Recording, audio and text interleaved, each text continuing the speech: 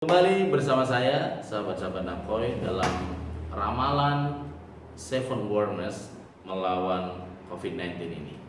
Jadi dalam segmen pertama, tadi saya membahas tentang ada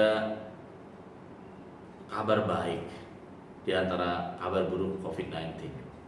Kabar baiknya adalah pemenang-pemenang negara, bangsa, pribadi-pribadi, perusahaan-perusahaan yang akan berhasil naik di antara banyak kebangkrutan adalah mereka yang berhasil menemukan tekanan virus corona sebagai 1 minute warners, bukan 1 minute nonsense.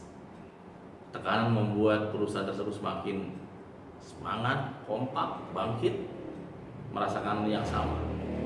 Terus yang kedua, mereka, bangsa, negara, pribadi-pribadi yang akan berhasil melewati virus corona dalam ramalan Seven Warners adalah mereka yang punya new dreams, new vision, new goals. Kita dipaksa punya visi-visi baru, planning-planning baru, target-target baru yang nggak pernah terduga sebelumnya. Visi-visi baru ini bisa jadi visi lama yang begitu kecil awalnya, tapi kemudian COVID-19 ini Anda ambil visi tersebut menjadi visi besar Anda. Bisa jadi visi-visi baru ini buat sebagian orang sulit berubah, tapi buat sebagian kecil orang bisa berubah dengan cepat. Dia bisa beradaptasi dengan cepat terhadap kegagalan dan menjadikan dirinya sukses di atas rata-rata. Sahabat-sahabat Nakoy dimanapun Anda berada, maka yang berikutnya di dalam rumus 1 minute warners buku saya tadi, untuk menjadi pribadi-pribadi yang hebat, yang unggul, rumusnya adalah tekanan dikali impian. Jadi tekanan COVID-19 membuat Anda, membuat perusahaan, membuat lembaga, membuat negara, dia punya dreams, new vision, new goals. Apakah Anda sudah menyiapkannya? Jangan terlena, jangan terlalu terbuai lama oleh virus corona. Sudah sebulan lebih teman, akan ada 2 bulan, akan ada lebaran. Virus corona akan membuat lebaran berubah hari ini. Ramadan juga berubah hari ini. Saya sholat di rumah hari ini bersama anak-anak saya. Saya nggak bisa ke masjid. Anda juga serupa. Ya, nanti kita lebaran bisa jadi kalau ini belum berubah, kita tetap di rumah. Kita nggak bisa silaturahim. Kita bisa video, tetap masih bisa. Teman-teman, luar biasa. Tekanan dikali impian. Dan ramalan saya, pandangan saya, vibrasi saya terhadap virus corona ini, mereka yang akan menjadi manusia di atas rata-rata, perusahaan di atas rata-rata, lembaga di atas rata-rata, manusia di atas rata-rata, yaitu dia masih punya namanya P. Apa itu P? P adalah percaya, believe. Dia percaya satu, percaya kepada Tuhan, percaya kepada Allah, bahwa semuanya ini dalam waktu yang singkat, kalau Allah mau, akan hilang dengan cepat. Dan percaya bahwa tidak semua yang kita dengar, tidak semua yang kita lihat, tidak semua yang kita baca di media adalah sesuai teori. Ada Allah yang bisa membalikan semua tersebut. Harus ada keyakinan, harus ada kepercayaan yang di dalam diri Anda. Iman, tauhid, bahwa Allah lah pemilik nafas kita, badan kita, jiwa kita. Kita masing-masing ikuti prosedur SOP kesehatan Kemenkes yang setelah dianjurkan, dari mulai pakai masker, cuci tangan, pakai sabun. Kalau keluar kadang-kadang saya juga cuci bajunya. Saya ikuti semua prosedur tersebut. Tapi setiap malam saya bermohon kepada Allah dalam doa saya, dalam sholat malam saya, untuk anak-anak saya, istri saya, orang tua saya di kampung.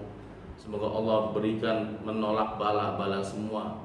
Yang harus sakit Allah selamatkan, yang harusnya kena Allah sembuhkan, yang harusnya kena masalah Allah hilangkan.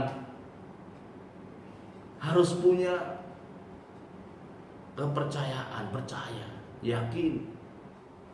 Di hati ini harus yakin, seyakin-yakinnya bahwa yakin Allah Maha Besar dibandingkan virus ini. Yakin bahwa virus ini akan berakhir, pasti berakhir, dan kita akan bangkit kembali, berjuang kembali, kita bisa sukses kembali, menyusun kembali, apapun itu teman.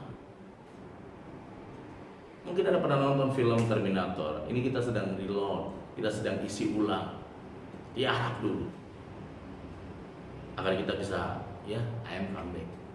Kita bisa balik lagi, kita bisa serang lagi nanti, bangun lagi nanti. Tapi saat ini diarap dulu. Bukan hanya Anda yang mungkin mengatakan sedang susah, sulit, uang sedang nggak ada. Sahabat kita banyak yang juga serupa, bukan hanya di Indonesia, di negara-negara maju juga serupa. Angka pengangguran begitu banyak. Tapi lihat lagi, pemenang dan yang gagal akan berbeda di situ. Pemenang menemukan 1 minute warnings, gagal menemukan 1 minute nonsense dari virus corona ini teman-teman. Jadi percaya diri, percaya dengan Allah, iman, percaya kepada Tuhan bahwa masih ada hal-hal mungkin yang bisa membalikkan keadaan. Jangan kemudian hati kita ini isinya ketakutan full 100%, kecemasan, kegelisahan, takut. Ketakutan yang karena teror medsos yang begitu berlebihan membuat Anda akhirnya betul-betul jadi pribadi yang super takut. Sampai hilang akal kita yang positif, sampai kita depresi, bahkan bisa jadi banyak orang mati sebelum waktunya teman-teman. Apakah Anda mau? Tidak, bukan? Banyak orang mati sebelum waktunya. Harusnya dia masih sehat karena kebanyakan pikiran negatif, yang dia baca negatif, yang dia omongkan negatif. Hari pertama, hari kedua, terus tiap hari, lama-lama akhirnya dia mati sebelum waktunya. Apa itu? Mental. Udahlah, nggak mungkin lagi bisa berubah. Sudahlah, mendingan mati aja. Sudahlah. Di India ada sebuah kasus diberitakan. Seorang ibu yang punya 5 anak, ketika lockdown diberlakukan oleh Perdana Menteri, kemudian dia ajak anaknya ke Sungai Gangga.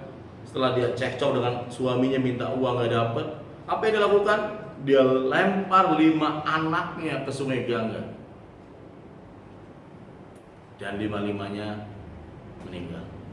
SARS, masyarakat mencari anak itu, dapat tapi sudah tidak ada nyawa. Kenapa bisa seperti itu? Sudah putus asa, sudah give up. Jangan menyerah teman, jangan menyerah sahabat. Bangkit, berubah, dan tetap positif. Allah berfirman di Al-Quran, innal ladzina qalu rabbunallahu tsumma istaqamu tatanazzalu alaihimul malaikatu alla takhafu wa la tahzanu wa absiru bil jannati allati kuntum tu'adun. Sesungguhnya orang-orang mengatakan Tuhan kami adalah Allah, kemudian mereka istiqomah, konsisten, dan Allah akan mengirimkan malaikat kepada mereka yang istiqomah, alla takhafu wa la tahzan. Nggak usah takut, nggak usah sedih. Wa absiru bil jannati allati kuntum tu'adun. Bergembiralah dengan surga yang Allah janjikan. Bisa nggak kita membawa suasana hati ini tetap gembira? Bisa nggak kita membawa suasana hati ini gembira dalam suasana COVID-19 ini? Itulah pertanyaan besar kita, teman-teman.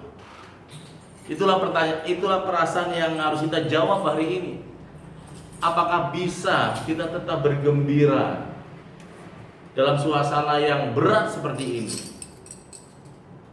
Sebagian mengatakan susah, sebagian mengatakan sulit, sebagian mengatakan nggak bisa. Oleh karena itulah maka saya menulis buku khusus untuk panduan menghadapi virus corona berjudul Unconditional Happiness, bahagia tanpa syarat. Bagaimana kita selalu punya hati yang bergembira dalam suasana COVID-19 ini. Bagaimana kita selalu tersenyum, selalu positive thinking, positive feeling. Kalau enggak, kita mati sebelum waktunya, teman-teman. Banyak orang mati sebelum waktunya, teman, dalam zona COVID-19 ini. Tadi saya contohkan di India, anak kalau bisa nggak mati oleh ibunya, dilempar ke Sungai Gangga. Indonesia, saya doakan semoga tidak ada, masih ada iman, masih ada Allah. La takhafu wa la tahzan. Janganlah takut, janganlah bersedih, kata Allah. La takhafu wa la tahzan, wa la tahzan. Janganlah bersedih, janganlah takut. Maksudnya adalah jangan berlebihan. Ya. Takutnya jangan berlebihan. Takut iya. Kita takut kepada Allah iya. Ya. Kemudian jangan takut kepada kemiskinan. Allah menjamin setiap hambanya, kalau dia move, kalau dia bergerak, kalau dia ikhtiar, Allah pasti berikan. Apalagi suasana COVID-19, kita percaya Allah jaga hati para pemimpin kita agar yang dia bikin hanya satu, rakyatnya. Allah jaga hati pikiran pemimpin kita dari level yang paling kecil, RT, RW, lurah, camat, bupati, wali kota, gubernur, sampai presiden. Semoga mereka hatinya lurus, satu lurus. Apa itu? Rakyatnya selamat, rakyatnya sejahtera, rakyatnya makmur, rakyatnya bisa bangkit, rakyatnya bisa makan. Allah yang menjaga hati. Kita nggak bisa sebatas marah kepada mereka. Kita mohon kepada Allah, semoga Allah satukan hati pemimpin kita agar di hatinya hanya ada satu, rakyatku, masyarakatku. Semoga kalau mereka hanya ada satu di hatinya, mereka mewarisi hal terpenting yang Nabi Muhammad SAW ketika akan wafat. Nabi mengatakan ummati, rakyatku, umatku. Wahai pemimpin, wahai para pemimpin negeri ini, siapa lagi yang kita akan contoh kecuali baginda Rasulullah SAW, yang dalam menjelang kematiannya pun dia mengatakan ummati. Kalau kita Muslim, kita tiru Rasulullah SAW, maka di hati Anda para pemimpin, bagaimana rakyatku, bagaimana masyarakatku, bagaimana dia bisa makan, bagaimana orang yang tidak bekerja bisa makan. Di hati dia hanya ada satu, rakyat. Itulah pemimpin yang meniru